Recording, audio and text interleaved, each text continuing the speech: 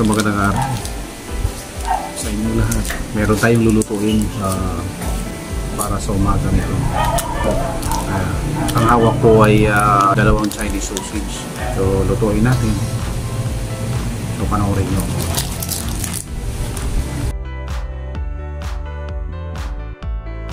So mag-uumpisa na tayo. Maghiwa muna tayo ng carrots. Meron tayong nabili sa palengke na isang pirasong maliit na carrots. Ating hiwain ito ng maliliit. Kasing tulad lang ng bigas, ang laki. Pero ingat lang kayo sa paghiwa ninyo dahil pinong-pino ito. Kailangan maingat din tayo sa paghiwa natin. Baka merong sumamang kapirasong kuko o kapirasong balat ng ating kamay. Kailangan medyo maingat tayo sa paghiwa. O ayan. So pino talaga ito. At meron kasamang itlog. Meron kayong nakikita ang 3 pirasong itlog. Ayun ay mamaya ipapakita ko sa inyo kung paano gamitin itong itlog. Ayan, pino na ang ating carrots. Ayan. Ang susunod natin ay ito namang Chinese sausage. Mabibili lamang sa mga shopping tindahan. So dyan sa inyong mga public market ay maraming ganyan. Marami tayong makikita. Kaya lang wala kayong nakikita ay magtanong-tanong lang, baka meron din dyan na nakatago sila. Dahil bihira lang sa mga liblib na lugar itong Chinese sausage. Kaya bihira lang ito dito sa aming bayan. Kaya bihira lang ito makikita. Kailangan mo pang pumunta ng ibang bayan, kabilang bayan, para makabili ng Chinese sausage lang.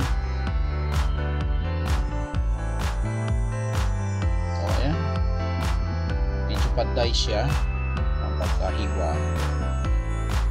Itabi lang natin dyan dahil hugas na rin yan at malinis na rin yan. Itabi na natin sa ating nahiwang carrots. Ayan, bali 3 pirasong Chinese sausage ang ating hiniwa.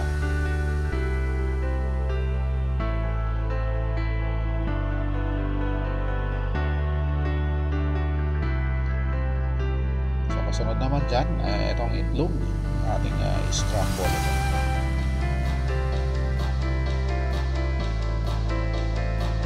Sa mga mahilig magluto o sa mga gustong magnegosyo, panoorin po ninyo itong video na aking pinapakita dahil marami po kayong matutunan. Ito ay pinapalabas lamang namin dati ito nung nagtatrabaho pa ako sa isang restaurant.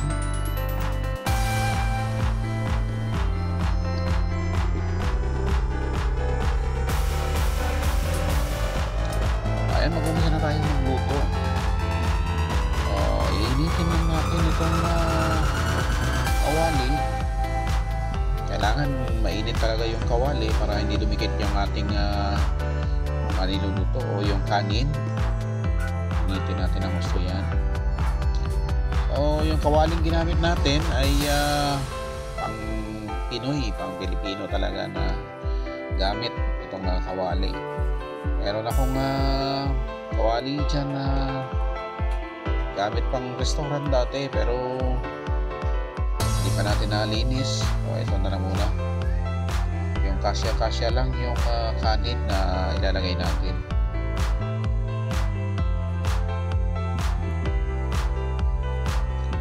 Ayan, ininit ko. Kailangan medyo mainit talaga bago lagyan ng mantika.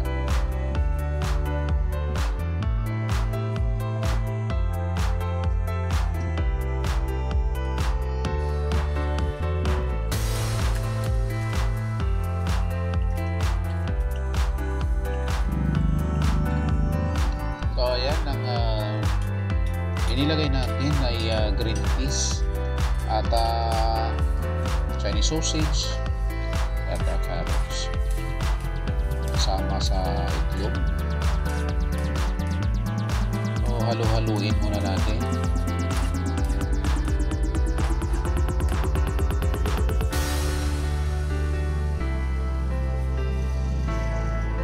So adjust tayo sa apoy, medyo hinaan natin yung apoy dahil baka masunog din bago natin ilagay itong kanin.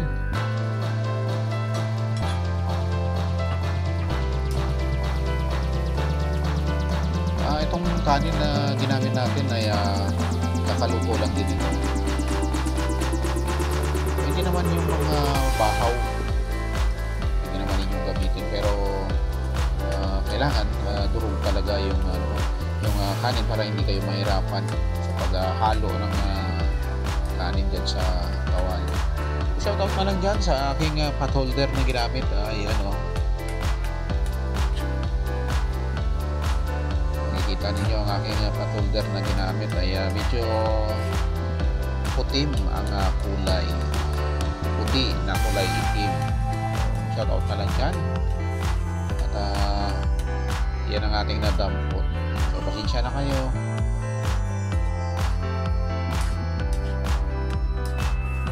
Pero sa mga gustong matuto, kung may katanungan kayo ay mag-comment lamang kayo dyan sa ilalim.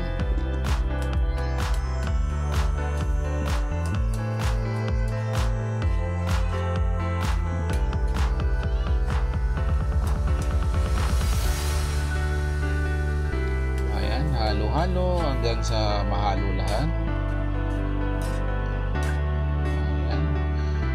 Meron kayong mabibiling green peas sa inyong lugar na kulay green talaga, ay mas mainam.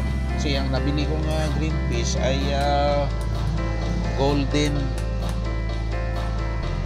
green yung kulay. So mas mainam kung green talaga. Okay.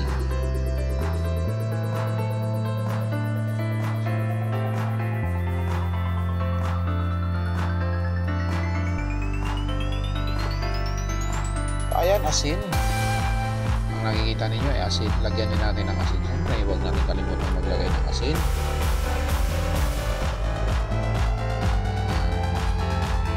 So, yung tama lang, wag yung masyadong maalat.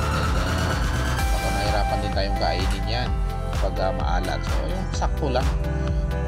Nasa sa inyo kung ano ang gusto ninyong nasa mataas ba o mababa. So, kayo na lang bahalang mag-adjust.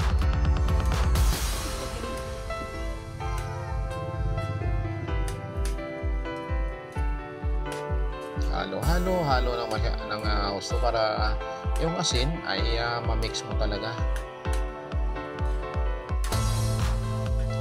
Pero mas mainam kung yung asin ay tulad ng rock salt.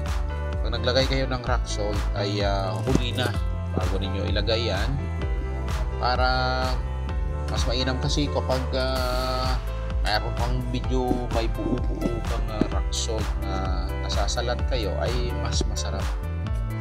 Ayan yung sekreto doon.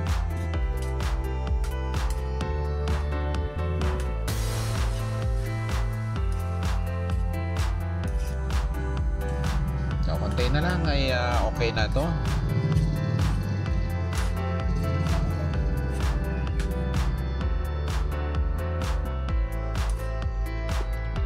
Ayan, nilagay na natin sa plato para makakain na tayo.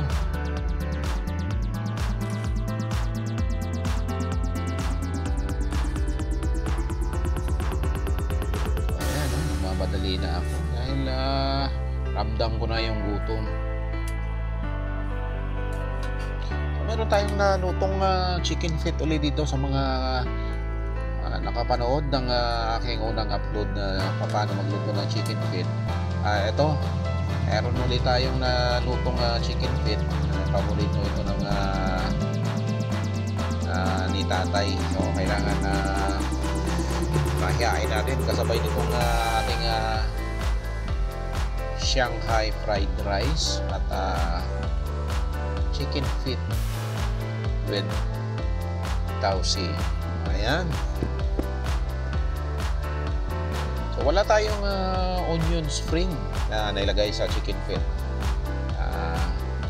Dahil wala pang stock dito sa aming palengke, sa aming bayan, so wala tayong nailagay. O ayan na. So, kakain na tayo mga kabatak.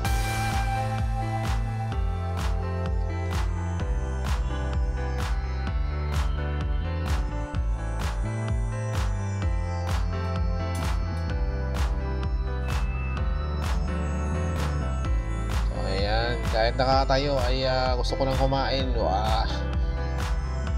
Ayan. Sobrang lambot niyang itong chicken feet mga kabatak. Napakalambot. Sipsipin mo lang ay tanggal na agad yung mga laman-laman. So maiwan ay buto na lang. So ganyan kasarap ang aking chicken feet at itong Shanghai fried rice. So hindi na ako mapakali.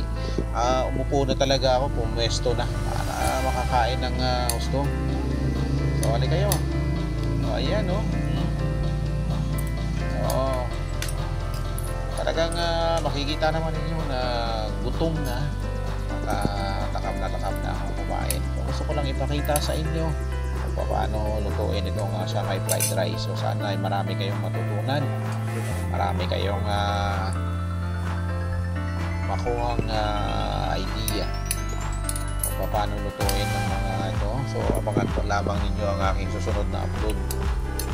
Ayan, chicken feet. Napakalambot po niyan. Abangan lamang ninyo ang aking susunod na upload mga kabataan, mga kabarangay. Ayan, hindi halatang gutom ang inyong kabataan.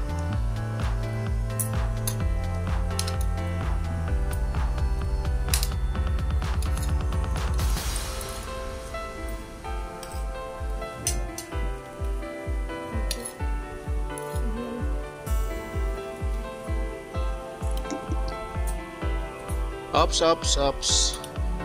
Medyo tayo sa kanin. Ingat. Huwag masyadong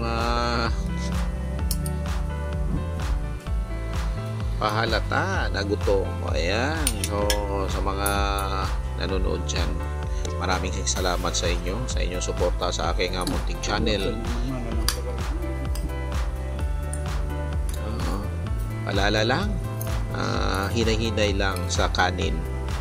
Okay lang sa ulam, wag lang sa kanin dahil baka tumaas ang ating sugar.